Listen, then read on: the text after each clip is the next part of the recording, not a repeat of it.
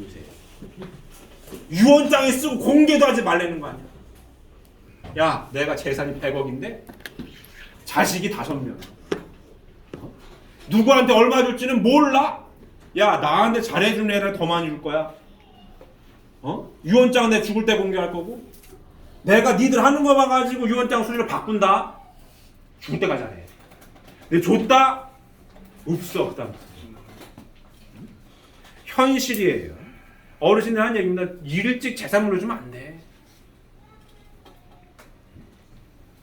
자, 돈으로 잘하는 것 같은데 진짜입니까? 형식적인 거지. 삶의 가치관이 공유될 때만 가능한 얘기예요. 돈이 많고 적고를 떠나서 삶의 가치관이 말씀 앞에 할머니도 서 있고 할아버지도 서 있고 엄마 아빠 나도 서 있는 거야. 그리고 똑같은 얘기를 해. 이렇게 사는 게 맞아요. 그리고 이렇게 살기 위해 애쓰고 노력해. 할머니 할아버지부터 엄마 아빠부터 나부터 나도 노력을 해. 서로 존중하고 아끼고 위하여 사는 삶을 실천해. 그럴 때 가능한 겁니다. 그럴 때 행복 지수가 커지는 거예요. 커지게 돼 있습니다. 제 머리가 되십니까? 이 말씀을 갖고 오신 분이 누구라고요? 재림주님. 불심판이 이거예요. 말씀 심판. 이 말씀 심판을 하러 오신 분, 그 말씀을 땅에 던지셔서 땅에 불이 붙었죠. 예수님 때는 땅에 불이 안 붙는 걸 한탄하셨어요. 예수님이 불을 붙이려다가 절반은 붙고 절반은 안 붙어가지고 십자가에 못 박혀 돌아가신 거 아닙니까? 다시 재림주님 내가 다시 올 거야. 천국 문문 열쇠를 누구한테 줬다고요? 베드로한테 주고 내가 다시 올 거야. 왜? 불이 들 붙었거든. 왜? 예수님도 이걸 못했거든요. 이걸 못했어요.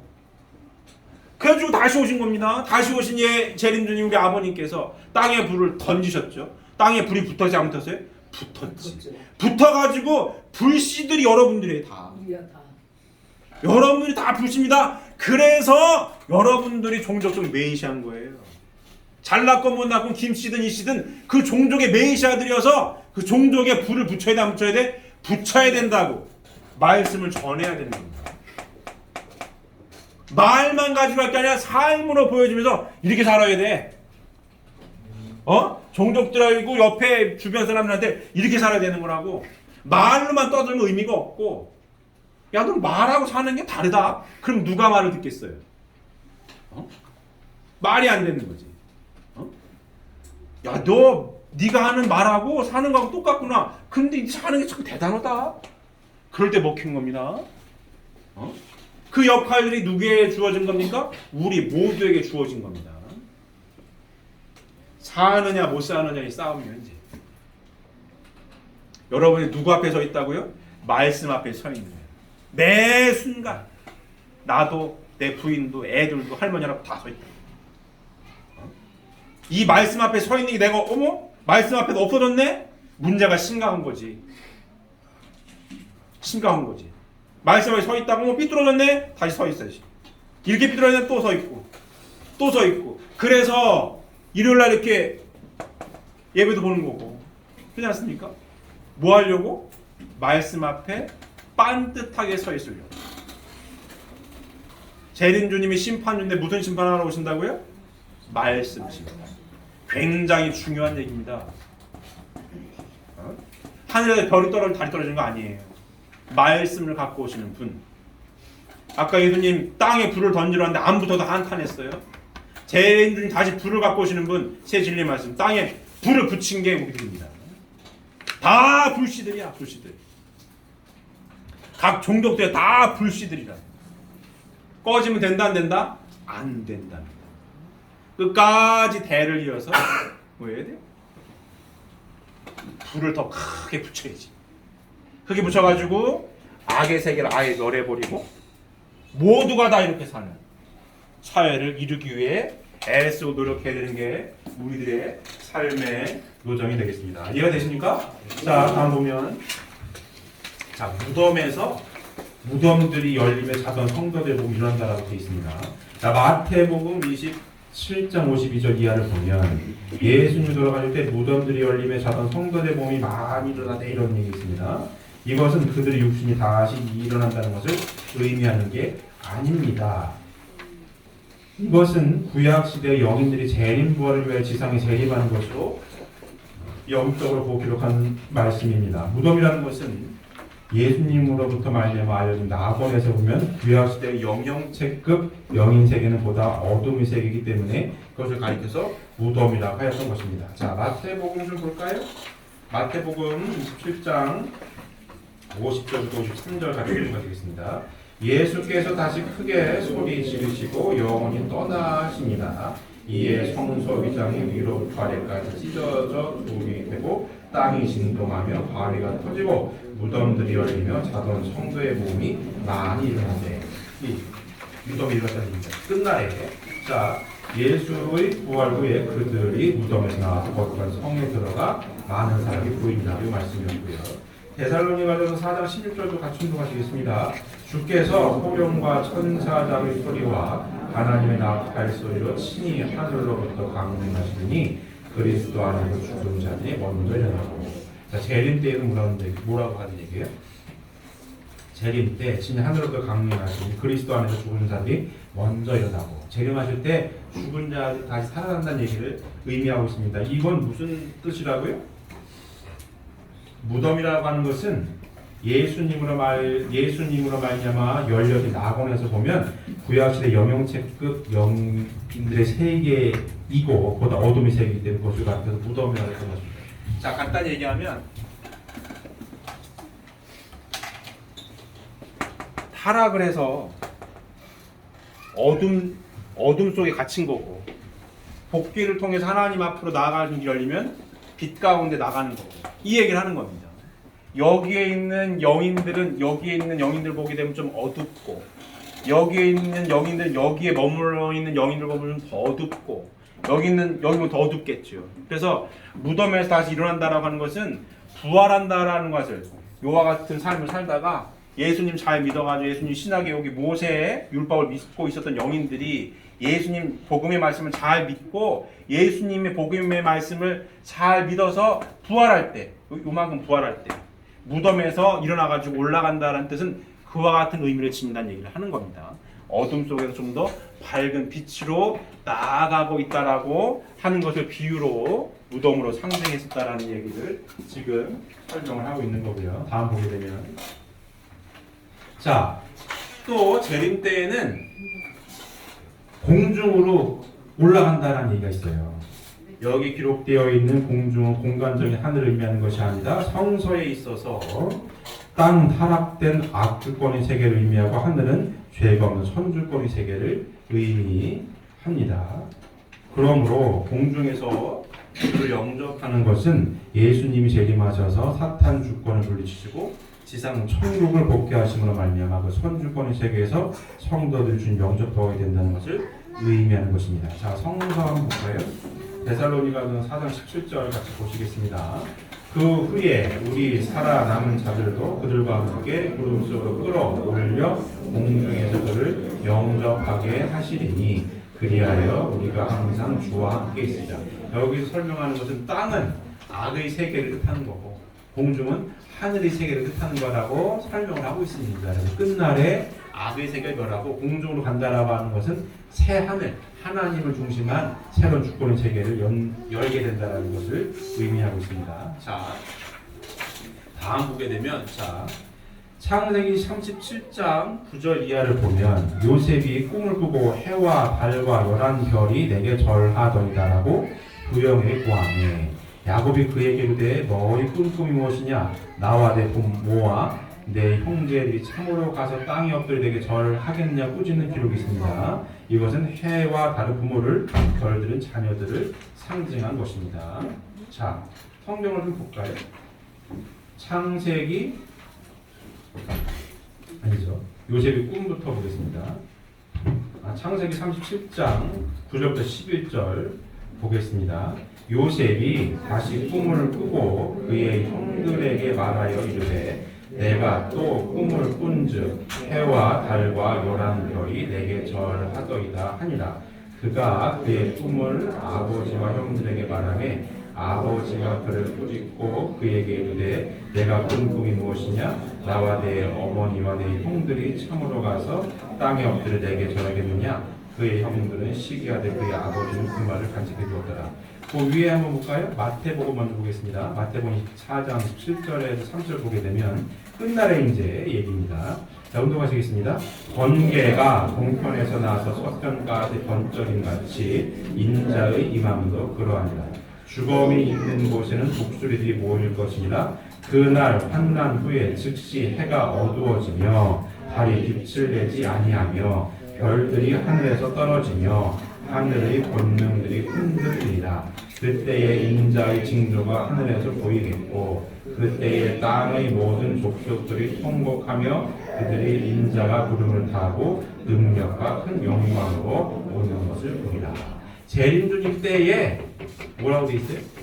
해와 달이 빛이 잃고 별들이 땅이 떨어지면 그게 그 인자가 올 때의 징조라고 돼 있죠. 그때 예수님 왜 재림주님께서 구름을 타고 능력과 큰 영광으로 오는 것을 볼 거다 이렇게 돼 있습니다. 재림주님 때는 해와 달의 빛을 잃고 별들이 떨어질 거고 그때가 곧 재림주님 오실 때다라고 기록되는 거 아닙니까?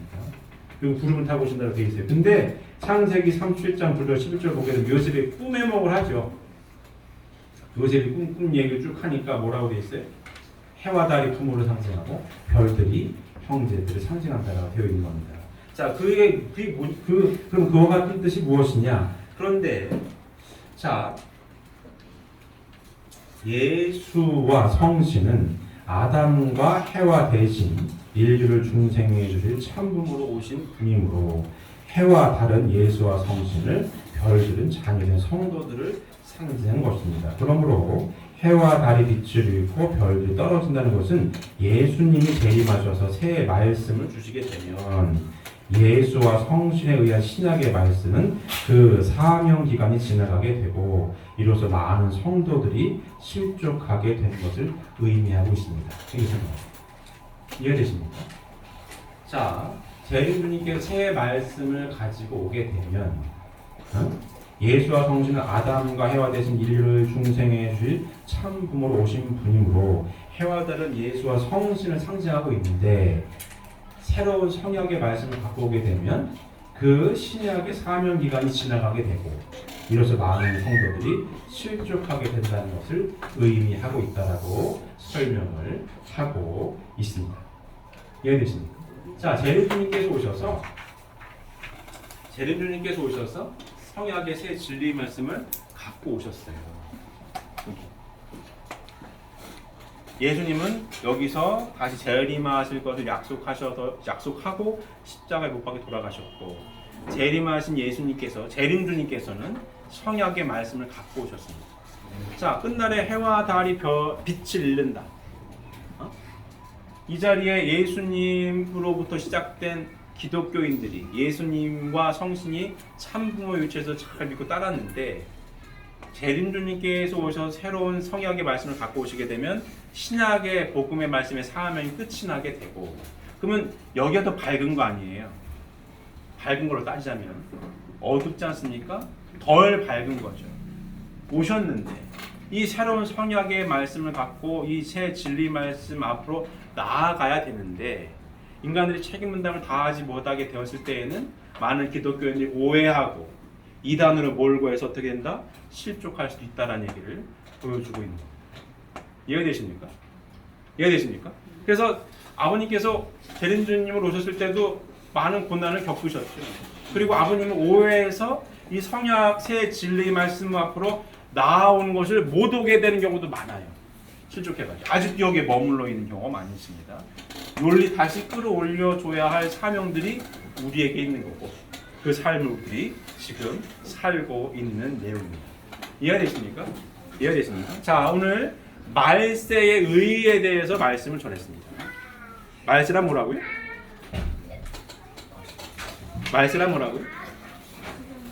해와 달이 빛을 잃고 별들이 떨어지고 불심판을 받는 그런 일이 있는 게 아니고 타락으로 인해 사탄이 주관하고 있는 악의 세계를 메시아의 강림을 기점으로 해서 악의 세계를 멸하고 선의 세계로 나아가는, 복귀되어 나아가는 요 시점을 뭐라고 부른다고요? 말세라고 부릅니다. 이해되십니까? 이게 오늘 말씀의 결론이에요. 그리고 말세는 한 번만 있었던 것이 아니라 여러 번 있었고, 지금 저희가 살고 있는 이 시점도, 이 시기도 말세다 아니다? 말세다. 재림 주님께서 오신 어떤 최후의 말세의 시대에 우리가 살아가고 있다. 이렇게 이해하시면 맞습니다. 이해되십니까? 자, 이해되십니까? 자, 종합적으로 다시 한번 보면,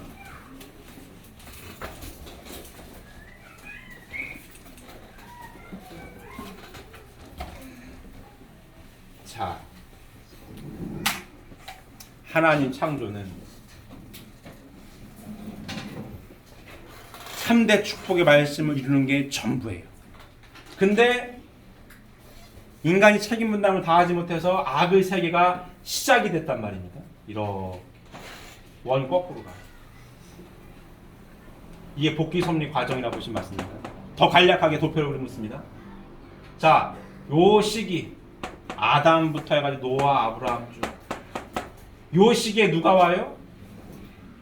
재림주님 오셔서 이 악의 세계를 멸하시고 하나님께서 바라시는 새로운 선의 세계가 시작돼. 요 시기가 뭡니까? 여기가 말세인 거예요. 이 시기에 지금 누가 살고 있습니까? 우리가 살고 있는 거예요. 시작점이 이렇게 갔어야 돼. 하나님께서 바라신 3대 축복의 말씀 이렇게 이루었어야 됩니다. 근데 거꾸로 갔으니까. 그래서 아담부터 섭리의 중심으로들이 최후의 재림 주님께서 오셔서 이 악의 세계를 멸하시고 마무리 다시 하나님께 태초에 바라셨던 선의 이상 세계를 이루어가는 요 시기. 요 시기 어디예요? 지금 말세입니다. 말세. 이 시기에 누가 살고 있다고요? 우리가 살고 있습니다. 자, 목사님께서 태극기 안에 하나님의 섭리에 대한 강의를 많이 하십니다. 이유는 지금이 언제여서? 말세.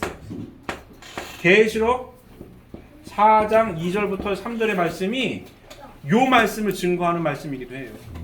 요한계시록은 예수님이 십자가에 못 박혀 돌아가신 이후에 예언서 같은 걸로 되어 있습니다.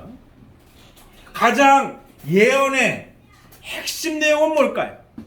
모든 기독교인들이 핵심적으로 기다리는 예언의 내용은 뭘까요? 누굴 기다려요? 메시아. 재림주님 기다릴 거 아닙니까? 그럼 재림주님이 언제 어디에 어떻게 올 거냐는 얘기입니다. 어떻게 올 거냐? 그 계시록 4장 2절에 3절에 있는 말씀을 목사님이 새롭게 계시를 통해서 해석하신 거죠. 어떻게 돼 있죠? 성구가 내가 성령에 감동하였더니 보라 하늘에 보좌를 베풀었고 보좌에 앉으신 이가 있는데 앉으신 이의 모양이 어떻다? 벽옥과 홍보석 같고 그 주위를 무지개가 해서 쭉 둘렀는데 모양이 뭐와 같더라? 녹보석 같더라. 요한계시록 19장을 보게 되면 보좌에 앉으신 하나님 앞에 24장로와 두 생물이 엎드려 경배합니다. 그럼 보좌의 모양은 뭘 뜻하고 있는 겁니까? 하나님 뜻하고 있는 거고. 보좌의 모양이 어떻게 되세요? 벽옥과 홍보석 같다. 목사님이 생각하십니다.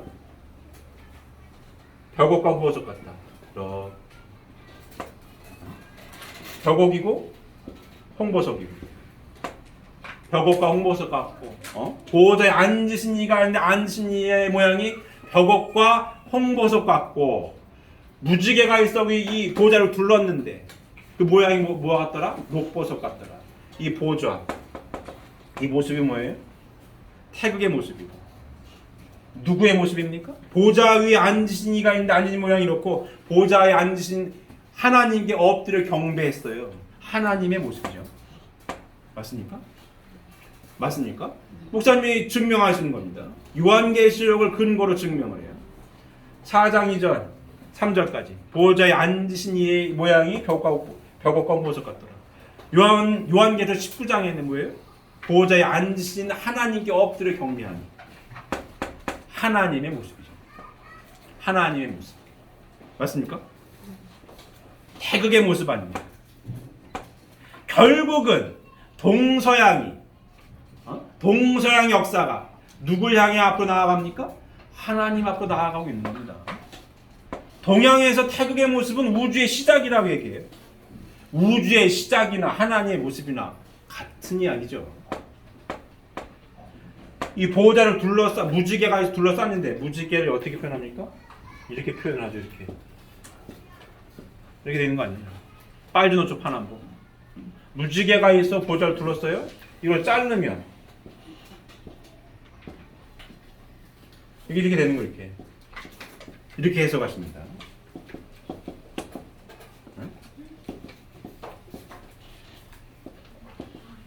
이렇게 맞나요? 맞죠? 이렇게. 그래서 뭘 밝혀요? 태극기를 밝힙니다. 첫 번째 가장 핵심 포인트. 계시록 4장 2절에서 3절에 나온 이 성구를 밝힌 핵심 포인트. 계시록 모든 기독교인들의 가장 큰 소원보다 재림주님을 영접하는 것. 그럼 계시록이 가장 큰 계시라고 봤을 때에 뭐에 대한 계시가 제일 중요할 거냐? 예수님, 재림주님이 어디로 올 거냐? 어디로 와요? 대한민국으로 온다라고 얘기하고 있는 겁니다. 제일 중요한 핵심 포인트 중에 하나. 재림주님은 어디로 오신다? 대한민국으로 오신다. 어디에 나와 있다? 계시록에 나와 있다. 하나님의 모습을 쭉 형상화했더니 국기가 나왔는데 대한민국 국기야. 재림주님께서 대한민국으로 올 것을 예언하였구나. 이렇게 해석하면 맞습니다. 대한민국이죠. 모든 기독교인은 주목해야 되는 거지. 계시록에 예언되어 있기를 재림주님이 대한민국에 계시가 되어 있구나. 이렇게 해석하면 맞습니다. 이렇게 되어 있는 거고, 이 궤도 건곤감리를 목사님께서는 복귀 섭리의 내용으로 풀죠. 이렇게 건곤감리 아닙니까? 복귀 섭리니까 이렇게 여기부터 아담 가정부터 원래 타락하지 않았으면, 자 보세요. 타락하지 않았으면 요것만 있는 거 이렇게 이 모양만 있는 겁니다. 타락 안 했으면 이렇게만 가는 거예요. 이렇게. 타락하지 않았으면 요렇게만 있는 거예요. 예수님 보고 하나님 보여달라 했더니 아버지가 안에 하나 내가 아버지 안에 있는 것을 모르겠느냐? 날 봐서 하나님 본 거지. 내가 본 누구예요? 하나님이지.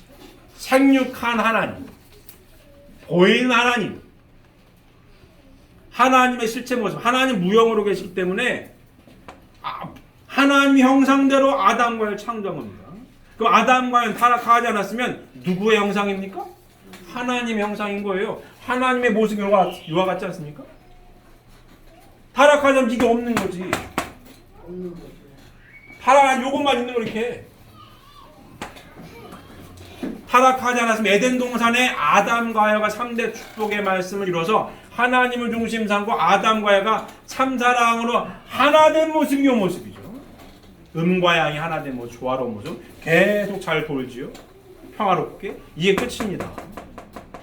타락해서 왜?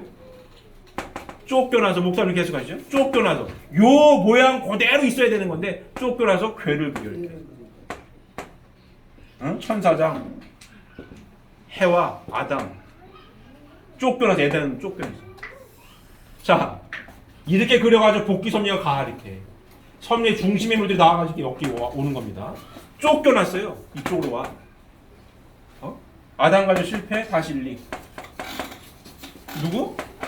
성경에 승리했다라고 이스라엘이라고 칭호받은 사람이 한 명 있어요. 누굽니까? 야곱. 실체기 되는 사람. 야곱, 엄리브가 외가에서 실체기 되러 예수님 오시게 하죠. 그 야곱의 후손에서. 여기 누구? 다말.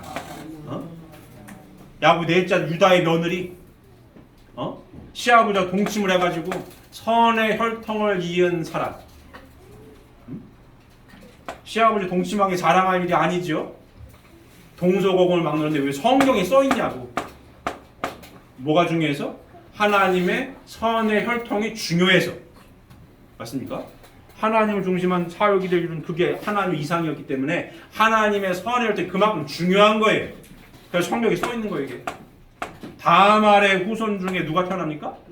마리아가 태어나. 마리아가 누굴 낳아요? 예수님 낳은 거 아닙니까? 하나님의 선의 혈통 이혼 2, 3 다말, 마리아. 예수님이 십자가에 못 박혀 돌아가시면서 예수님이 성신이 들어오고 바실릭, 모세, 구약의 말씀, 예수님, 신약의 말씀, 이제 누가 와요? 재림주님, 청약의 말씀. 말씀을 가지고 이 안에 들어오시고 성신을 찾아가지고 어린 양 잔치에서 이 안에서 다시 이 괴가 엎어져야겠지. 엎어져가지고 요것만 있는 거죠. 이 모습이 무슨 모습입니까? 하나님을 중심한 사위기대를 이룬 모습이요. 이게 이 모습이 하나님께서 바라신 3대 축복의 말씀을 이룬 이 모습. 이게 다입니다. 자, 이 재림주님 이와서 요걸 이루시려고 하는 거 이렇게. 괴는 없어지고. 그리고 어떻게? 요 얘기나 이 섭리의 중심에 와가지고 다 메시 재림주님 와가지고 이 세계를 멸하시고 끝내고 원래 본연의 세계를 이루는 요 모습이나 똑같은 얘기죠. 이해되십니까? 그래서 목사님이 태극기 안에 하나님의 섭리를 그렇게 강조하시는 거예요. 왜? 말세니까 맨날 목사님 때가 됐다고 말씀하시잖아요. 재림주님이 이미 오셔가지고 성화하셨는데 때가 되고 남았지. 계시록에 재림주님이 구체적으로 대한민국 땅에 오게 되어 있다라고 계시가 되어 있다는 걸 밝혔다는 얘기입니다. 해명을 했다고. 해석을 했다는 얘기죠. 새롭게. 어머, 대한민국 태극기가 나오네? 그럼 대한민국에 누가 오신다고요? 메시아가 오신다고. 재림주님이. 이게 굉장히 중요한 핵심 포인트입니다. 목사님이 태극기 하나님의 섭리를 말씀하신 중요한 포인트 중에 하나 이거야. 대한민국에 누가 오신다? 재림주님이 오신다. 이미 오셨다. 복귀 섭리 이렇게 이미 진행이 됐으며 재림주님은 이 자리에서 어떻게 다시 사탄의 세계를 멸하고 하나님께서 바라하신 이상 세계를 이루려 하신다. 그 말씀을 다 주고 이미 가셨다. 대한민국 국민들은 기뻐할 일이죠. 틀립니까? 재림주님이 대한민국 땅에 오셨는데 기뻐해야지. 시간이 지나면 지날수록 이 말씀의 깊이를 깊이 깨닫는 사람이 나오게 되어 있고 나오게 됐을 때 어머 오셨을 때 실체로 뵙지를 못했네. 그게 한이 될 겁니다. 직접 말씀을 내가 목소리를 못 들었네. 한이 될 거예요. 대한민국 국민들은 그래서 대한민국 국민이 선택받은 민족이고. 왜? 재림주님이 오셨으니까. 여담이지만 제가 몇 번 말씀드렸습니다. 재림주님이 대한민국 땅에 오셔서 왜 대한민국 사람들이 참 복받은 사람들이라면 재림주님께서 하나님에 대한 섭리를 하나님에 대한 설명을 한국말로 하신 거예요. 한국말로 했다고. 그래가지고 이해가 팍팍 가. 한국 문화를 바탕으로 해서 한국말로 하나님에 대한 설명했기 때문에 한국 사람들 통역할 필요가 없이 이해가 팍팍 가는 거예요. 아, 하나님 이랬구나. 그게 복받은 거예요. 그래서 복받는 건 다른 이유는 없어요. 재림주님이 일본 분으로 오셨다? 일본 분들이 복받은 거지. 일본 말로 설명했으니까. 그럼 일본 말을 막 배워야겠지. 왜? 하나님에 대해서 구체적으로 공부하려면. 그래서 한국말을 공부하려면 다른 이유는 없어요. 다른 게 없습니다. 미국은 영어를 공부해야지. 영어로 하나님에 대한 설명을 하신 거니까. 그게 대한민국 사람들이 복받은 이유는 뭐예요? 재림주님이 한국 땅, 대한민국 땅에 오셨고 대한민국 땅에 오셔서 하나님에 대한 설명, 하나님에 대한 모든 섭리의 내용을 한국 문화를 바탕으로 한국말로 설명을 하셨기 때문에 이해가 된다 이거. 이해가 팍팍 돼. 한해 하나님 하면 한국 사람은 뭔지 모르지만 느껴져. 한해 하나님이구나. 슬픔의 하나님 이런 것보다 한해 하나님. 한해 하나님 알아요. 근데 일본이나 미국이나 다른 나라가 한해 하나님 뭐라고 설명해야 되나? 이거는 살아봐야 하는 거예요. 한국에 살아봐야 한해 하나님 이런 거구나. 한국의 판소리를 들어보고 막 들어봐도 뭔지 모르지만 한국 사람들이 통하는 뭐가 있다고. 그게 한해 하나님으로 표현한 겁니다. 그게 이해가 되는 한민족이 누구에 대해서 그러면 설명을 누구에 대해서 깊이 이해하고 누구에 대해서 설명을 잘할 수 있겠어요? 하나님에 대해서 깊이 이해하고 하나님에 대해 설명을 잘할 수가 있는 거예요. 이해되십니까? 그리고 축복 과정들이 중요한 겁니다. 중요한 거야. 누구에 대해 증명을 해야 되기 때문에 하나님에 대해서 증명해야 되기 때문에. 그 심판의 기준은 뭐다? 말씀이고. 목사님께서 왜 태극기 하나님의 섭리를 강조하시는 이유는 이제 좀 아시겠죠? 말세 때문에 그래. 말세를 보다 더 구체적으로 계시록에 있는 말씀을 가지고 구체적으로 재림주님 어디 오신다? 대한민국 땅에 오신다. 말세야. 때가 됐어. 때가 되었으니 많은 이들이여 깨어나라 이거지. 기독교인들이 여기 머물러 있지 말고 깨어나가지고 이 말씀 공부해서, 특히 대한민국 땅에 있는 기독교인은 깨어나가지고 이 말씀 공부해서 이상세계 이루고 살아야지. 이 얘기를 하고 싶습니다. 아버님께서 그토록 평생 하고 싶으셨던 일이니까 이걸 대를 이어서 누가 해? 축복 가족들이 하고 있는 거예요. 그래서 아버님 유언과 같은 기도문이 두 개예요. 평생 아버님의 삶을, 재림주님으로서의 삶을 고백하고, 두 번째 뭡니까? 종족적 메시아가 국가를 대신해라. 그게 뭡니까? 이거 하라는 얘기요. 아들, 딸들이요 잘 보고 배웠지. 네이샤로 임명했지. 보고 배운 대로 내가 불을 땅에 던지러 와가지고 불이 붙은 불씨들, 아들, 딸 아닙니까? 그 불씨를 끄지 말고 더 크게 활활 타게 이 땅에 불을 더 지르라. 종족들을 다 불을 붙여줘야. 이해되십니까? 그 길을 가느냐 마느냐의 싸움입니다. 대를 이어서 가느냐 마느냐의 싸움입니다. 잘 가고 계십니까? 예. 잘 가고 계십니까? 예. 대답이 시원찮네요. 잘 가고 계십니까? 예. 가셔야 합니다. 이 선두에 깃발 들고 계신 분이 목사님이 계시니까 잘 보고 배우고 상속받아서 함께 이 뜻을 귀함이 중요한 말세의 때인 하나님의 나라를 이 땅에 창건하기 위해 언제나 애쓰고 노력하는 우리 식구님들이 되시기를 바랍니다. 기도드리겠습니다.